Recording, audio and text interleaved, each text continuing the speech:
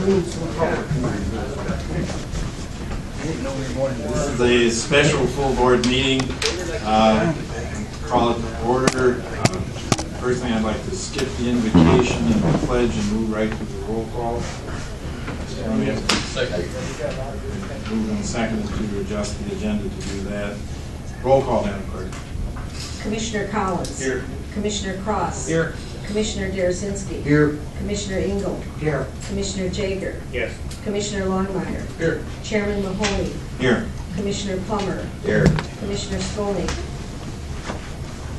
Excuse. Vice Chairman Snyder. Here. Commissioner Wilkins. Here. 10 present, 1 excused. We have a quorum. Approval of the agenda. So moved. Second. Moved and seconded to approve the agenda as presented. Any discussion? Seeing none, all those in favor say yes. Yes. Those opposed, the same. Motion carried. Number 6, public comment on an agenda item. We only have one agenda item. I did not fill out a form, but I would like to just say something. Certainly. Susie Hughes, Muskegon Township. I'm only bringing this to your attention just in case we need to know this information. And the gentleman from Muskegon Wind LLC is checking on it right now. But the Department of Licensing and Regulatory Affairs for the state of Michigan does not have Muskegon Wind LLC listed as a LLC right now. All they have on the website as of today is that they have reserved the name. So just in case that makes a difference when you sign that, I just wanted you to be aware of that. Thank you. Anyone else? None? Move on to the chairman's report, committee liaisons. I'm just going to say a couple things. First of all, there is a Veterans Job Fair on May 18th at the LST 393 downtown. There will be a ceremony prior to the opening of the Jobs Fair at 9:30 in the morning of that day. If you can make it, because Dave Ealing will be getting some recognition from the state. That. The other thing is that I contacted Mr. Workman at Eagle Alloy, and I'm trying to set up a visitation. I think probably the only date, he gave me 2 dates, but I think the one date that might work for us would be June 5th. So I don't have to know that right away, but just keep that in the back of your mind, and I'll call him and okay, having said all of that, I don't know if any liaisons want to say anything at this point or not. If not, Madam Administrator. Thank you, Mr. Chair and County Board of Commissioners. I present to you for your consideration adopt the Gamesa Muskegon Wind LLC indemnification letter and authorize the board chair to sign. So moved. Second. Somebody. Marv and Commissioner Snyder. Moved and seconded to adopt the attached indemnification letter dated April 27th, 2012. Between Gamesa and Muskegon Wind LLC and the County of Muskegon, and authorize myself to sign. Any discussion? I guess I would like to have Susie, is that a problem what Mrs. Hughes had to say, or? Frankly, I don't know. I don't believe that it is. I'm not sure how current those registrations are. It could be very well that they registered, it was not reflected on the website. But certainly I don't believe it's a problem. Especially since they reserve the name. Well, I believe he has, but does he need to state that, or will that? We're approving the motion that we approve the letter. Well, I guess my question would be to make sure that he was doing what he was supposed to do too, if they have it reserved. In other words, This is an indemnification letter from Gamesa, correct? Is their attorney? I don't think it has much to do with Muskegon LLC at this point. outside of this than me. Their attorney from Mr. George. No. Keep it going. Well, I believe it's a problem with his LLC, not our LLC. But It's not a problem. we don't That's what see a you're telling problem me. with It's not it. an I issue. got it. It's not an issue. We're It's not got a talking lot- about that here. If in fact it is a not registered or whatever, then we review it.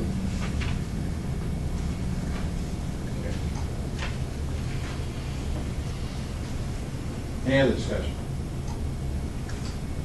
Outside of my personal thoughts, as Mr. Snyder has already eloquently said, wow. Moving forward, we appreciate it. Roll call vote, please. Commissioner Cross. Yes. Commissioner Derzinski. Yes. Commissioner Engel. Yes. Commissioner Jager. Yes. Commissioner Longmire. Yes. Commissioner Plummer. Yes. Vice Chairman Snyder. Yes. Commissioner Wilkins. Yes. Commissioner Collins. Yes. Chairman Mahoney. Yes. 10 yes, 1 excuse. That concludes my report. Thank you. Old business, anybody have old business? This might be new business, although I don't know. Mr. Chairman and members of the Muskegon County Board of Commissioners, I am delighted to be presenting this board today on behalf of the Public Works Board an approved agreement between the County of Muskegon and Muskegon Wind LLC. This lease represents years of work by county staff and others.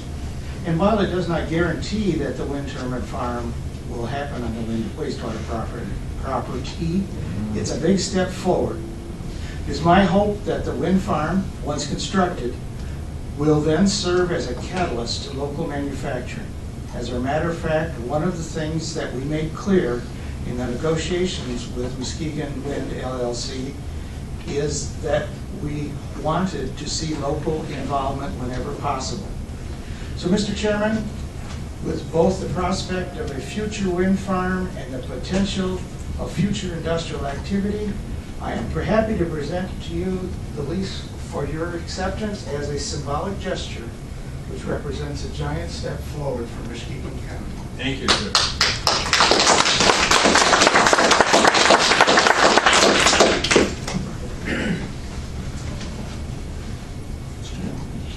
I agree with almost everything you said. I got lucky. Yes.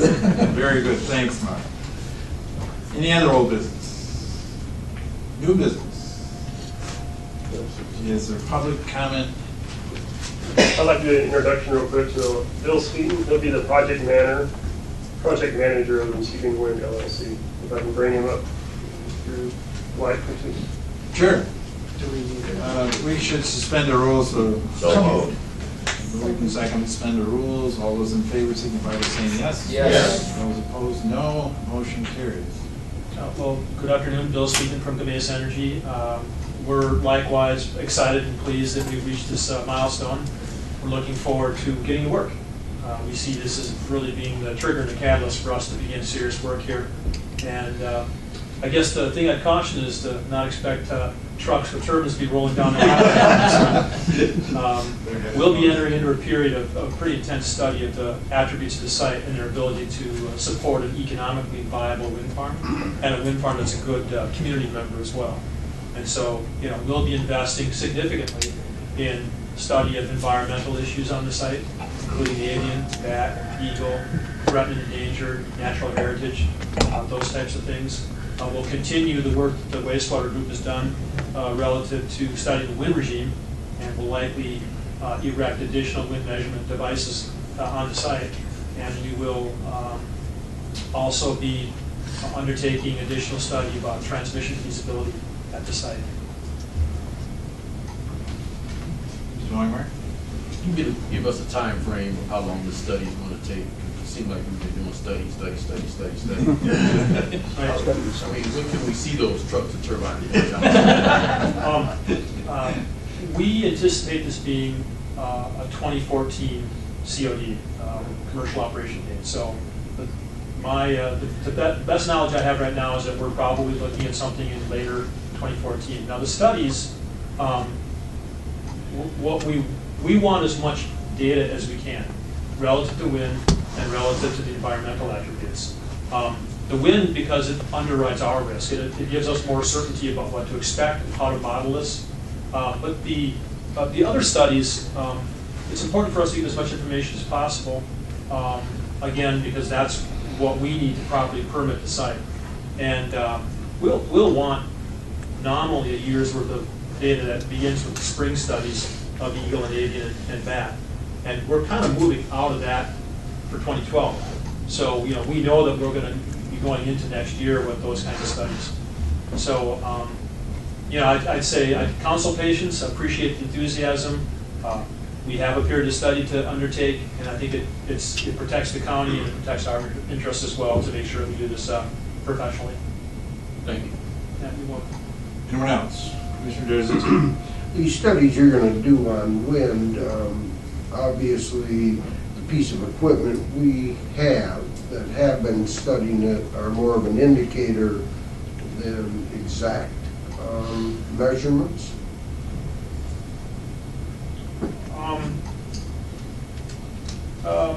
The information that we have received from the equipment at the wastewater site is